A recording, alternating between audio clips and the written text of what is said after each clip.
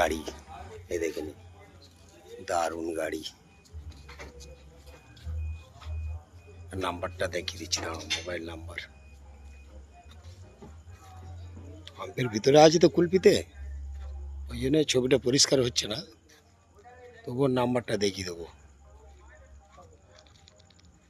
এই দেখুন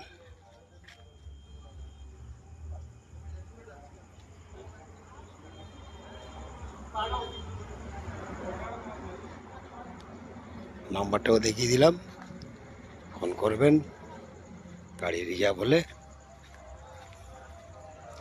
পিছনটা কিন্তু আরো ভালো, পিছনটা দেখুন, পিছনটা গাড়ি লরি আছে না সাইডে, পিছনে লরি আছে, ওই জন্য পরিষ্কার তো দেখা যাচ্ছে না।